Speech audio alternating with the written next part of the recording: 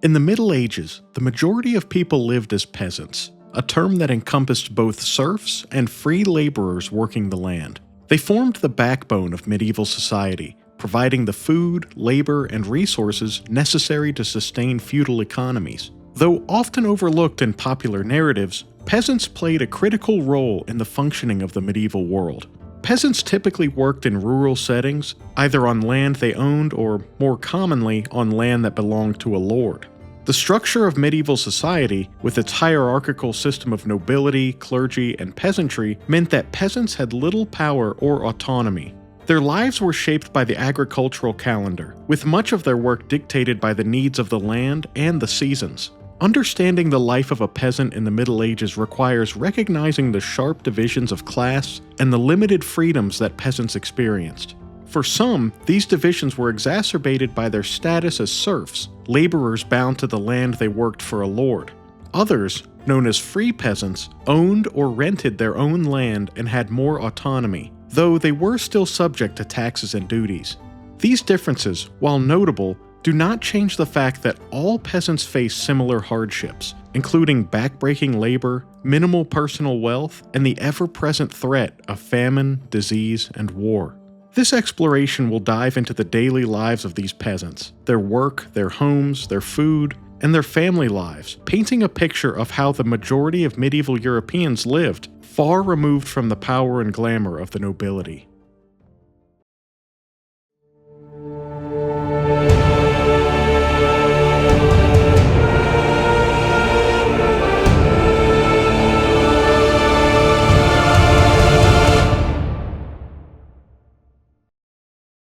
The feudal system was the foundation of medieval society and greatly influenced the daily lives of peasants. Under this system, land was the primary source of wealth, and it was controlled by the king, who granted portions of it to nobles in exchange for military service and loyalty. In return, the nobles, known as lords, would grant portions of their lands to vassals and peasants. This hierarchical structure ensured that the majority of people, particularly peasants, were dependent on their lords for their livelihood. There are two main categories of peasants: serfs and free peasants. Serfs were bound to the land they worked, meaning that they could not leave without their lord's permission. In exchange for working the land, serfs were given protection and a portion of the crops to feed their families. But the lord controlled most of the land's produce. While serfs were not slaves, their legal and economic freedom was extremely limited. The majority of peasants in medieval Europe were serfs, particularly in regions like England and France.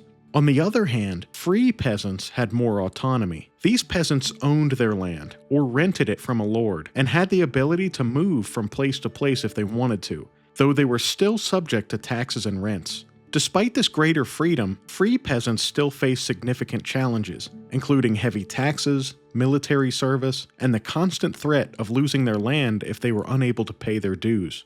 Under the feudal system, peasants were required to work the lord's land for a certain number of days each week. This was known as corvée labor. In addition to this, peasants also had to pay rents, often in the form of produce, animals, or other goods. These rents could vary depending on the lord, the region, and the specific agreement, but they were a significant portion of a peasant's income. Even free peasants, while having more independence, were still required to work for their lords and pay them fees or taxes. Peasants were also heavily dependent on their lords for protection. In times of war, the lord was expected to provide defense for the peasants, though often this protection was more theoretical than real. During periods of conflict, peasants often found themselves at the mercy of invading forces, with little recourse to defend their homes or families. While the feudal system ensured that peasants were tied to the land and their lords, it also provided a sense of order and stability, albeit one built on rigid social classes. The obligations and duties that peasants had to fulfill shaped their daily lives, leaving little room for leisure or personal choice. Their daily routine was shaped by the agricultural cycle, with early mornings and long hours of labor. The average peasant day began before dawn and stretched late into the evening, leaving little time for rest or personal activities. The day began early, often at the crack of dawn, when the rooster crowed and the first light of day broke over the land. Most peasants lived in small, simple homes with a single room, and they would start the day by tending to the animals, cows were milked, chickens were fed, and any other livestock such as pigs, sheep, or goats were cared for. The husband or father of the family would usually take charge of the animals, while the wife and children would begin the other morning chores. After the animals were tended to, the family would sit down for a simple breakfast, which usually consisted of bread, perhaps some cheese or porridge, and, if they were lucky, a bit of leftover meat. This was often the only substantial meal of the day for many peasants, as food could be scarce, especially during the winter months or in times of poor harvest. After breakfast, the bulk of the day's work began. For most peasants, this meant working in the fields. The work varied depending on the time of year, but it typically involved tasks like plowing, sowing, or harvesting. During the growing season, peasants would spend their days in the fields, often working alongside other families in the village. The work was grueling and repetitive, and it required a great deal of physical strength and stamina. Men, women, and children all had roles to play. While men typically handled the heavier tasks, such as plowing or reaping, women and children helped with lighter tasks such as weeding, gathering firewood, or carrying water. By midday, the hard labor would begin to take its toll. While a few peasants might take a break for a midday meal, the schedule depended on the season and the urgency of the work. During the growing season, food was scarce, and many peasants worked through their hunger until they could return to their homes at the end of the day. When a meal was taken, it was often a quick, simple affair, usually consisting of bread, a stew made out of vegetables, grain, and occasional meat, and ale. Water was actually often avoided due to concerns about hygiene, and ale became the drink of choice for both meals and refreshment throughout the day. Afternoons were spent continuing the day's labor. For those in agricultural villages, the work could be relentless, with long hours of planting, maintaining, and harvesting crops. The work varied by season.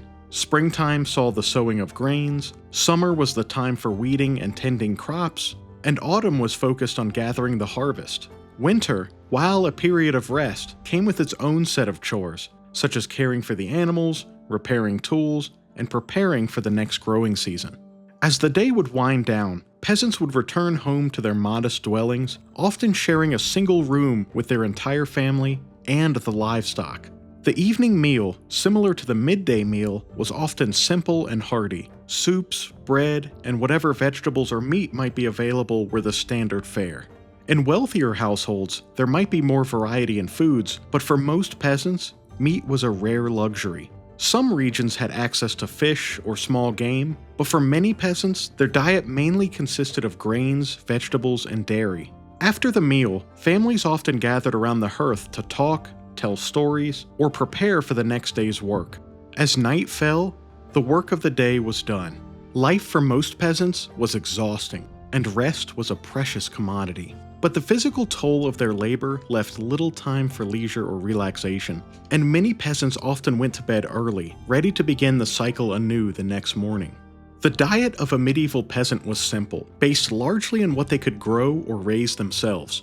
While peasants in wealthier regions might have a little bit more variety, their food was mostly determined by the agricultural calendar and what the land could give them. For the vast majority of peasants, meals were modest and designed to sustain them through their hard labor rather than offer luxury or variety. The foundation of the peasant diet was bread, made from grains like rye, barley, and oats, which were more common in the colder northern regions of Europe. Bread was a dietary staple. Wheat was used in areas with better soil, though this grain was often reserved for wealthier families and urban populations. Peasants often ground their own grains into flour using a millstone, and bread would form the base of nearly every meal. Pottage was another key component of a peasant's diet. This thick stew, made from grains, vegetables, and occasionally meat, was the typical lunch or dinner for a peasant. It was made from whatever vegetables were in season, such as leeks, onions, cabbage, and beans, and sometimes included a bit of meat, though this was rare. Pottage was cheap to make, could be cooked in large quantities, and provided the necessary calories to sustain long hours of work in the fields. In regions near the sea or rivers, peasants also ate fish, which was a much more affordable source of protein compared to meat. Salted herring was a common form of preserved fish, often eaten on fast days when meat was forbidden by the church.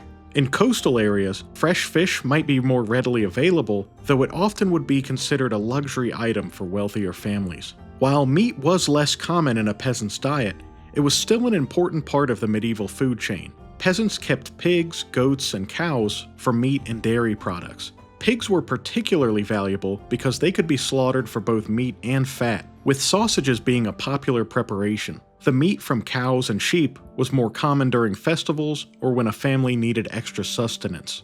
Milk from cows, goats, and sheep was also essential for peasants, and it was used to make cheese and butter. Cheese was a very important food for peasants, as it provided a lasting source of nutrition, especially during the winter months when fresh food was harder to come by. Butter was often used in cooking or as a spread for bread, though it was not always abundant in every household. For most peasants, ale was the drink of choice. It was often consumed with meals as it was safer than drinking water, which could be contaminated. Ale was made from barley and could vary in strength. In areas where barley was abundant, it was the primary ingredient in beer. Some peasants, particularly in warmer regions, might have access to wine, though it was usually reserved for wealthier families and religious institutions. Water was often completely avoided due to concerns about cleanliness, and the fermentation process in ale and wine made them a safer option. The diet of a peasant was heavily influenced by the seasons. In spring and summer, fresh vegetables and fruits were abundant, and these would make up the bulk of a peasant's diet. Apples, berries, and nuts were common during the harvest seasons. However, once winter arrived, the diet would shift to preserved foods. Salted meat, pickled vegetables, and dried fruits were essential during the colder months when fresh food was scarce. Peasants also preserved food through drying, salting, and pickling to ensure that they could make it through the leaner months. Salt was an important preservative and was often traded for goods. In fact, the word salary comes from the Latin term salarium, referring to payments made to Roman soldiers in salt. The family was the core unit of medieval peasant life. Whether working in the fields, raising livestock, or maintaining their homes, each member of a peasant family had a role to play to ensure survival. The typical peasant family was large, with many children, as more hands were needed for the demanding work of farming. Family life revolved around work, religious observances, and community interactions. In most peasant households, the father was the head of the family, responsible for making decisions about land use, financial matters, and the overall welfare of the household. He was the one who worked the fields alongside his sons and would often manage relations with the local lord, paying rent, taxes, and fulfilling feudal obligations. However, the role of the father was not just limited to work. He was also responsible for providing spiritual guidance, ensuring that his family attended church, and teaching his sons the skills needed to carry the family's livelihood. The mother, while often not regarded as the head of the household in an official capacity, played a very crucial role in the day-to-day running of the home.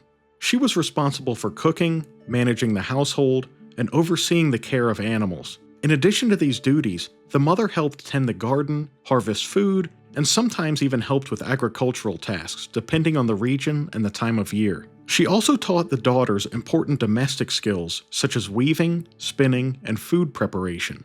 Children were expected to contribute to the household from a very young age. The sons often assisted their fathers in the fields and learned to handle tools and animals, while the daughters helped with household chores, including cooking, cleaning, and caring for the younger siblings. As they grew older, both sons and daughters took on more specialized tasks, contributing to the family's overall productivity. It was common for peasant families to live in close quarters. In most cases, the family lived in a small, single-room house made of wood, wattle, and daub, or sometimes stone, with thatched roofs. This basic structure would often house the family, along with their animals, especially during the colder months. The livestock, including cows, chickens, and pigs, were brought inside to stay warm, particularly in the winter. The hearth, where the cooking was done, would also serve as the main source of warmth. Marriage among peasants was often seen as a practical arrangement necessary for securing land, continuing family lines, and ensuring that labor could be provided for the household. Marriages were typically arranged by families, often between two peasants with similar social standing. The main purpose of marriage was to produce children who would become an integral part of the family's labor force. Although peasant marriages could involve love and affection, Their primary concern was to ensure the survival and economic stability of the family unit. Children were essential to the survival of peasant families, as they provided extra hands to help in the fields and with household tasks. Peasant families typically had many children, with families sometimes having 6 or more offspring. The death rate among infants and children was high due to poor nutrition, disease, and harsh living conditions, so having large families was also a way of ensuring that some children would survive to adulthood. Socializing was a key aspect of rural life, and the bonds formed within the community were crucial to survival.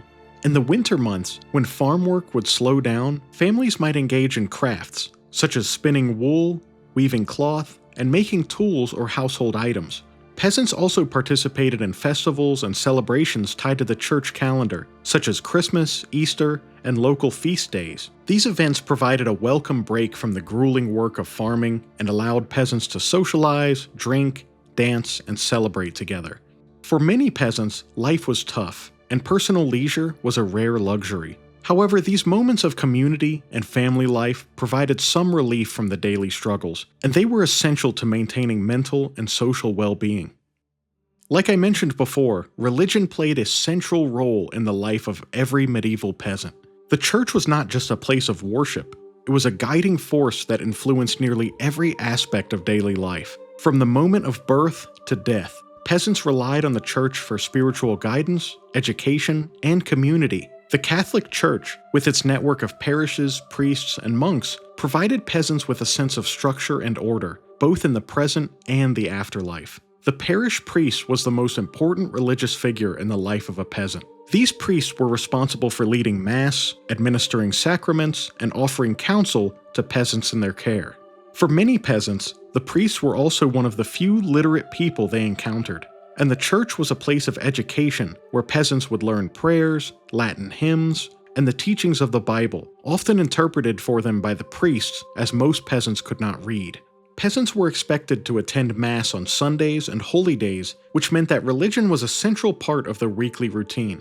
In rural villages, this was usually the only time that families left their homes and came together as a community. The church was not just a place of worship, it was the center of social and cultural life, where peasants would gather to discuss community matters, seek help from the local lord, or celebrate religious festivals.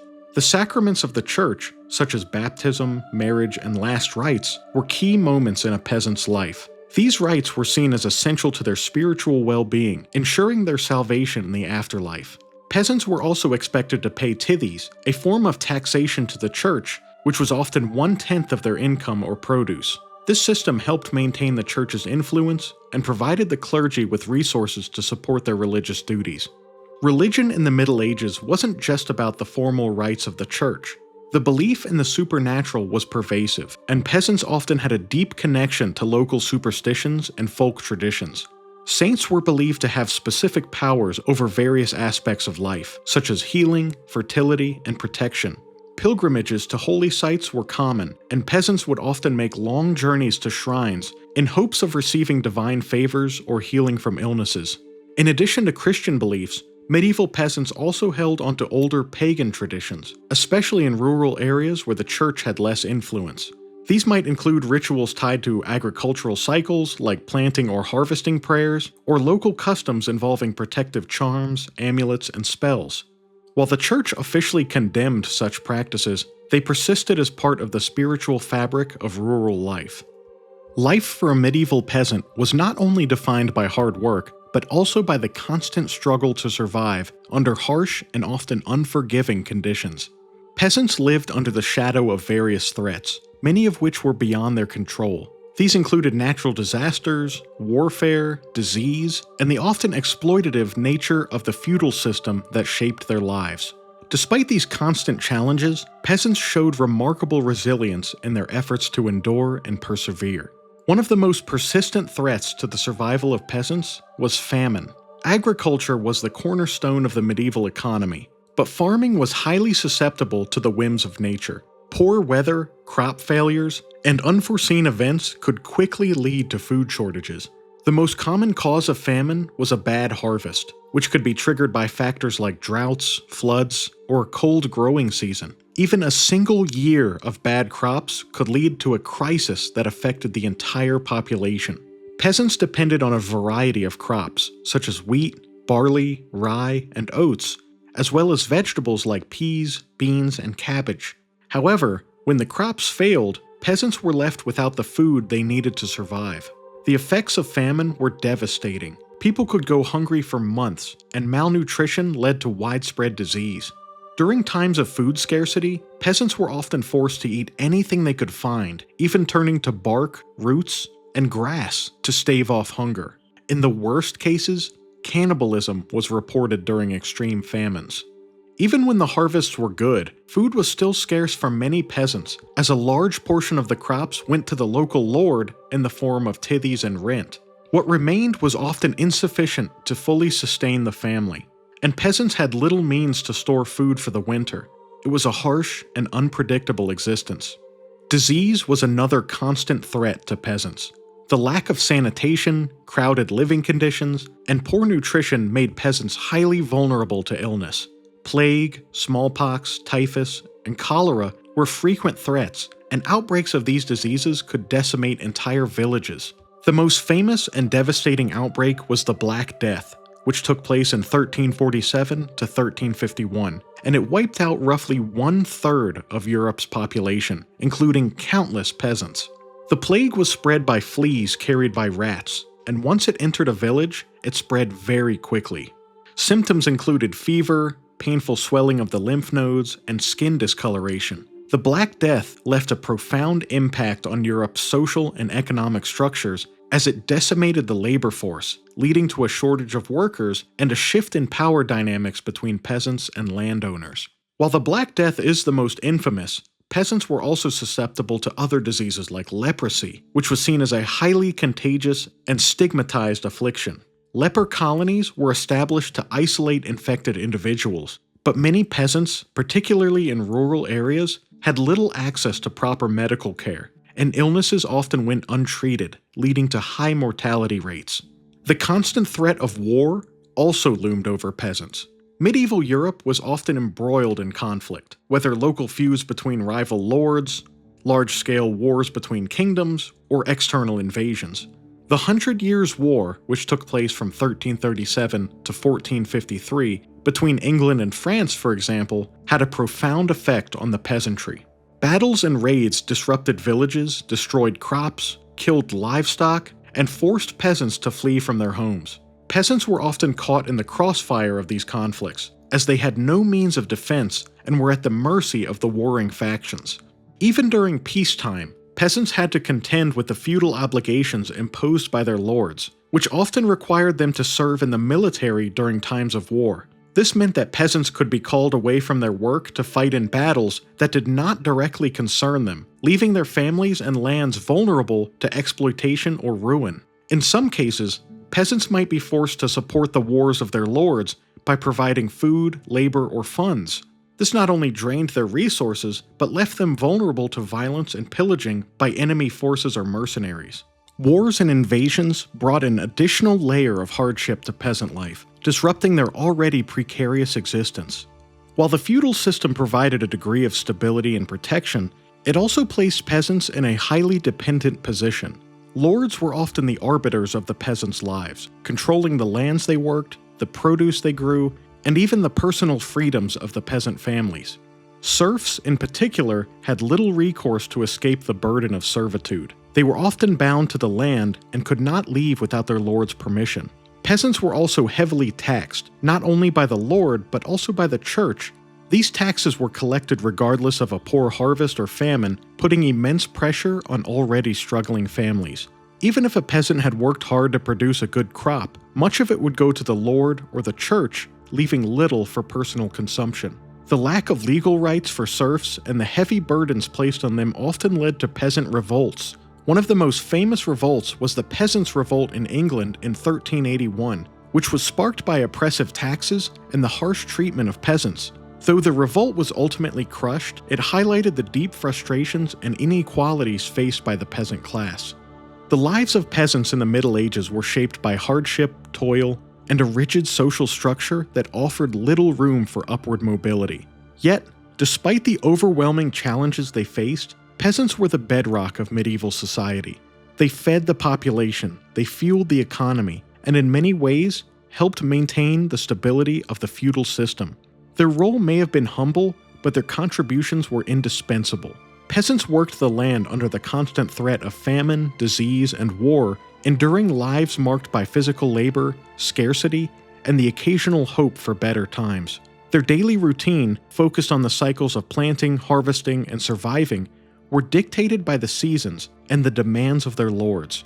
Even in the faces of such difficulties, peasants found moments of joy and respite in their faith, festivals, and family bonds, which helped them navigate the tough realities of their existence. The feudal system, which structured their lives and the entire medieval economy, ensured that peasants remained tied to the land and subject to the demands of their lords, but it also provided a sense of order and stability in an otherwise turbulent world. The church played a central role in providing spiritual guidance and community cohesion, while religious festivals offered peasant families a rare opportunity to rest and celebrate together. Despite their difficult circumstances, peasants were resilient. They endured wars, plagues, famine, and exploitation, yet their work sustained the social fabric of medieval society. Over time, their labor and perseverance laid the foundation for the growth of towns, trade, and a slowly evolving economy. The medieval peasant, although often forgotten in the grand narratives of history, was the silent force that kept the wheels of the Middle Ages turning. Their story is a testament to the strength of the human spirit and the critical role played by ordinary people in shaping the course of history.